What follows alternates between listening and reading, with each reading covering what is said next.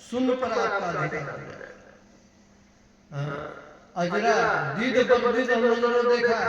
कभी साहब कहते हैं दीद कहते हैं आँख को, और बरदीद कहते हैं तीसरी आँख से मैंने प्रत्यक्ष में इस जीव के अमर होने के चिन्ह को देखा। आप अमर है, अजर है, अविनाशी है, लेकिन आप मर रहे हैं, आपको विपत्ति सता रही है, व्यापित विस्तार संदारण ताप दुसह दरिद्र सता है, सबको दरिद्रता सता रही। क्यों? जहाँ जाने से आपका दुख खत्म हो जाता है, उस क्षेत्र से आप खिसक करके ऐसे क्षेत्र में अपना डेरा रखे हुए हैं कि जहाँ तीनों ताप व्यापते रहते हैं, दरिद्रता सताते रहते हैं, शरीर बुढ़ापा होते रहते हैं, जन्म मरण चलते रहते हैं। वह क्षेत्र है, इस क्षेत्र को टप जाओ, सीमा को लांघ जाओ, तुम्हारा जीवन सदा के लिए अमर हो जाए। ऐसे अमर जीवन में प्रवेश करने वाले होते हैं संत। ऐसे संत की परिभाषा गोस्वामी देते हैं कि उनके अंदर में कोई विकार नहीं होता। खट विकार जित यनघ काम, अचल की चरण सुचि सुख धाम। खट विकार में जीते हुए होते हैं। खट विकार के अधिकार में कभी संत नहीं आते। खट विकार उनके अधिकार में होता है। खट विकार पर उनका अधिकार होता है। किनका? संतों का। ऐसे संत जो होते हैं, संत संसार में अप्रगट भय दृढ़ के देखतारा, भजन भगवान को नहीं जानता, हे हेतु अवतार धारा। राम के नाम पर अदल चला के काल के शीश पर धौलवारा, दास पढ़ चुके रहे सब डूबते संत ने पकड़ी के हाथ। सारे संसार के लोग माया मोह की नदी में डूबे जा रहे हैं, सब डूबे जा रहे हैं और समझ रहे हैं कि हमारी नैया पार हो रही है, हम दुनिया हम पार कर रहे हैं, दुख से छूट रहे हैं, हमारी नैया दुख से बाहर हो रही है। लेकिन ऐसी बात नहीं है। कबीर साहब ने लिखा, मिन जाल भोए संसारा, लोह के नौ पखान पे भारा, हे कोई सभे मरण हो जानी, तैयो कहे रहे धनी। लोहा की नौ, लोग काट के नौ बनाते हैं, तो पानी को नौ फेरती। लोहा की नौ तो सरपट में डूबने के काम करेगी, डूब जाएगी। बोझा किससे क्या? पखान के भरा, पत्थर बोझ लिया। नौ है लोहा का, अब पत्थर बोझ लिए हैं, नौ डूबी जा रही है और समझ रहे हैं कि हमारी नौ पार हो रही है। माया मोह के बोझा बोझ लिए। यही है पत्थर का देहाध्यास। देह में आसक्ति है, जीने की आसक्ति है। यही है लोहा के नौ। अब मोह माया बाल बच्चे धन दौलत से जो है मोह माया बना रखे हैं। यही है पत्थर का बोझा बोझ लिए हैं। रोज स्तुति करते हैं, पाठ करते हैं, सब चीज करते हैं, लेकिन नौ तो पत्थर बोझा हुआ है। नौ आगे बढ़ेगी कैसे? नौ तो वहीं पर सड़सड़ा के डूबे जा रहे हैं, नौ तो खतरे में फंसते जा रहे हैं और हम लोग समझ रहे हैं कि हमारे लिए पार उतर जा रही है। तुलसी साहब ने कहा, रोजा नमाज हरदम किया, उस याद को दिल न दिया, खोजा नहीं अपना पिया, तुलसी तकी दोजख लिया। कहते हैं रोजा नमाज हरदम किया, कहने का मतलब है कि स्तुति पाठ सब दिन किया, लेकिन उस याद को, उस परमात्मा को दिल न दिया। दिल कैसे दिया जाता है? मैंने कह दिया, 5 आकाशों को जब जीत लीजिएगा तो प्रत्यक्ष रूप में अपना नाम प्रभु को सौंप दीजिएगा, दिल दे दीजिएगा, तब तो प्रत्यक्ष हो जाएगा। लेकिन पहले उसका श्रवण ज्ञान चाहिए, मनन ज्ञान चाहिए, निधिध्यासन ज्ञान चाहिए और तब अनुभव ज्ञान चाहिए। अंतिम अनुभव। शुरुआत कहाँ से होगा? शुरुआत होगा श्रवण ज्ञान से। श्रवण ज्ञान में आपको पहले विवेक चाहिए, सत्य असत्य का बोध चाहिए, सत्य असत्य का निर्णय चाहिए, निर्णयात्मक का बुद्धि आपकी अंतःकरण में होनी चाहिए। जब ऐसी स्थिति बनती है तो उन्होंने कर्म योग की विधि से संपूर्ण कर्मों को परमात्मा में अर्पण कर देता है, समर्पण कर देता है। उसको अपना जीने के लिए, कर्म करने के लिए बाकी बकाया नहीं रहता। अपना जीने के लिए वे कर्म नहीं करते हैं, सारा कर्म जो भी करते हैं ईश्वर को पाने की चेष्टा नहीं करते हैं। इसी का नाम है जिसने कर्मयोग की विधि से संपूर्ण कर्मों को परमात्मा में अर्पण कर दिया और विवेक द्वारा सारे संशयों को नाश कर दिया। ऐसे बस में किए हुए अंतःकरण वाले पुरुष को कर्म नहीं मानते हैं, जिनके हृदय में संशय ही नहीं है कि परमात्मा है कि नहीं, बिल्कुल संशय रहित भक्त है। तेरे हृदय राम है ताहि न देखा जाए, और ताको तो तब देखिए दिल की दुविधा।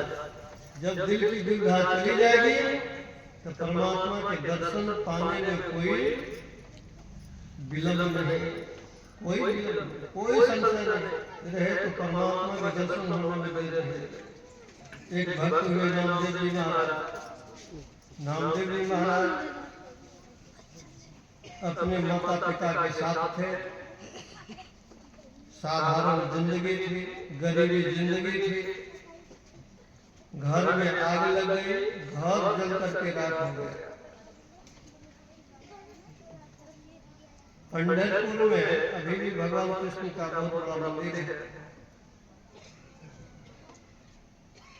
वे रोज मंदिर जाते, भगवान को प्रणाम करने के लिए रोज जाते, चाहे लाख समस्या क्यों नहीं रहे। एक दिन नया जूता पहन के गए थे, जूता पहन के गए, विलम्ब हो गया, मंदिर में भीड़ हो गई। जूता नया था, सोचा कि जब जूता खोल देंगे भीड़ में कोई चुरा लेगा। जूता का बेचारे ने दो चार बार धरती पर पटक करके घोड़ा झाड़ दिया, गमछी में लपेट के कमर में बांध दिया। अब पुजारी देख रहा है, अब भीतर प्रवेश कर गए। पुजारी ने देखा कैसा आदमी है, जूता एक तो मंदिर में लगाना चाहिए, उसमें भी कमर में बांध करके पूजा करने के लिए मंदिर में प्रवेश किया। दो चार दूसरा कमर जमा दिया, धक्का दे करके मंदिर से बाहर करके कहा मुझे कमर में जूता बांध करके कमर में भगवान की पूजा होती है, देख लो। नामदेव जी महाराज को देश मात्र भी विशाल दुख में उन्होंने कहा कि मालिक आज आने में विलम्ब हुआ ना, इसलिए आप मुझे दंड के रूप में दो चार तमाचा लगाए तो कोई हर्ज की बात नहीं। आपने अच्छा ही किया, मुझे दंड दिया, अच्छे हो, लेकिन कम से कम हमारी स्तुति आप सुन लीजिए, कम से कम हमारी आप स्तुति सुन लीजिए।